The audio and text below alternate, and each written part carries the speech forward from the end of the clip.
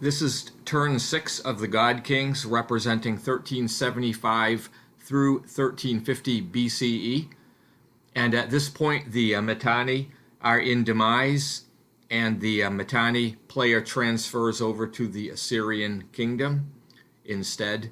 The Babylonians build 6 chariots and crowned a new king, Burnaburiash, in Babylon.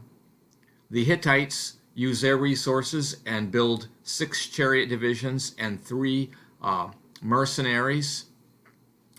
Tudaliah III's reign is short-lived, and he is succeeded by the next king, which I can hardly pronounce here, Sedoluliuma I. Despite his name, he's an outstanding leader. He has a strategy rating of 1, which means a 1 card can activate him, and a battle rating of 4. The Egyptians build 8 chariots and 2 mercenaries, but the pharaoh dies and is succeeded by Amenhotep IV. He is a terrible leader. His strategy rating is 3, and his battle rating is, of course, 0. So in round 1, the Babylonian army reforms event is played, and that gives him another division of warriors.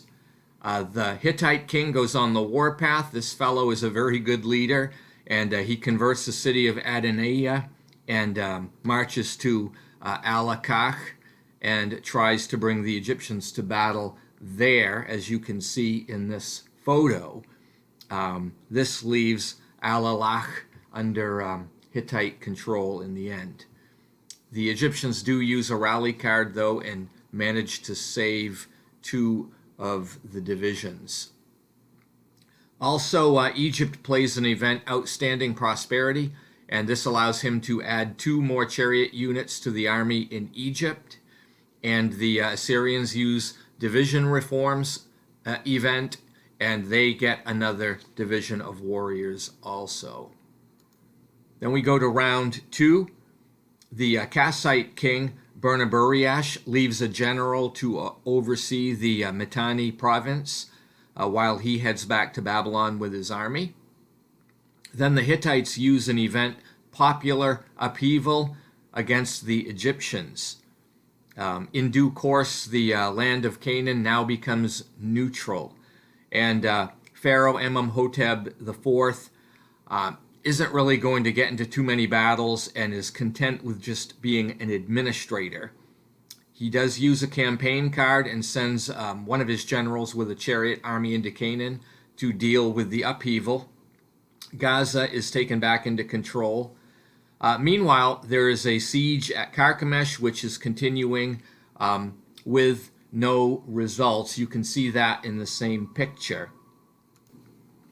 Then the Assyrians use an event, Enkidu, Companion of Gilgamesh, to activate one of the warlords, and the Assyrian army marches into the Mitanni province and claims control of 2 of those cities. During round 3, the Babylonian king marches with his army into the province of Sumer, and he takes control of Isin. Then the Hittite king marches through Ugarit and seizes control of the province there, and of course the Egyptians are just too weak to react to this.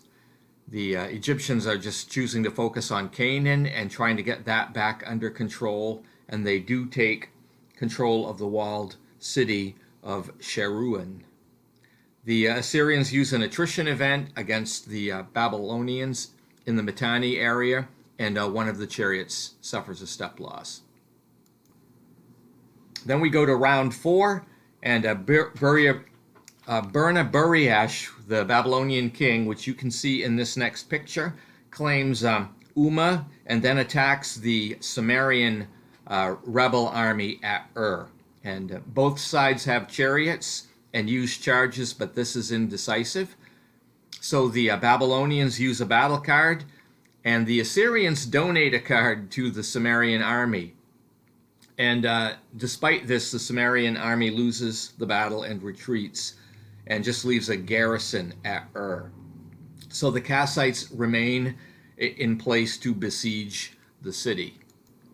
Then Sudaluliuma the first of the Hittites takes control of Nahrin and Kadesh in Amuru.